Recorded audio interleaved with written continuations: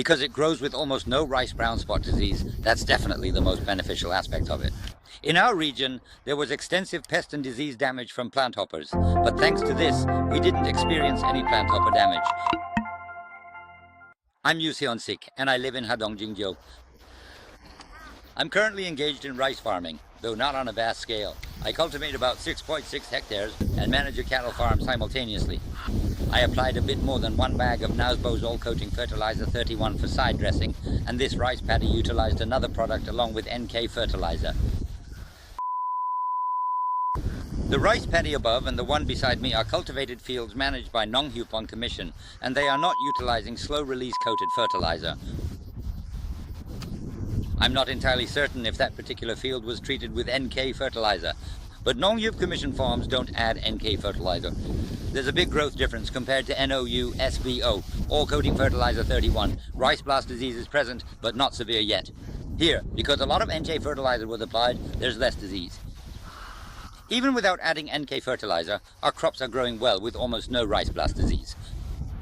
Firstly, it's beneficial because we use less fertilizer when transplanting rice seedlings. Additionally, as there's no need to apply extra NK fertilizer, the cultivation process becomes significantly simpler, although adding a bit more NK fertilizer, as other farms do, would certainly aid the yield. For me, given the hot weather and the effort involved, it's not necessary to add NK fertilizer. Using NOUSBO all-coating fertilizer 31 prevents yield difference and rice blast disease. The most important thing is that the fertilizer effect lasts. It's more beneficial than adding NK fertilizer, so rice blast disease doesn't spread easily. Just a few years ago, rice blast disease. Rice blast disease used to appear in sandy soil or with the first irrigation, but now it's spreading significantly. So, if you look at the rice paddies down here and that field over there, they all have rice blast disease. It's spread everywhere. Other rice paddies, even above, have rice blast disease, but not ours. NOUSBO. All coating 31 is that good. But the rice really did grow quite cleanly, indeed. Its color. And last year there was significant plant hopper damage over there, but after using Nousbo's product, there was no plant hopper damage here. At that time, if the soil had too many nutrients and was too soft, there would be a lot of plant hoppers. But with all-coating fertilizer, the nutrients are released consistently and appropriately. There was minimal plant hopper damage, almost eliminating the need for early control. There was no plant hopper damage, and this year, not one rice paddy was hit by rice blast disease, so there are no compensation or insurance claims needed. Oh? Nousbo all-coating 31 is that good. Its growth rate is certainly better than last year. My neighbors say this year's farming is the best. Did you do anything to prepare for pest and disease damage this year? I didn't really pay too much attention to it. Since I've been using this all-coating fertilizer for quite some time, and it's definitely superior to other options, frankly, I wasn't worried about anything at all.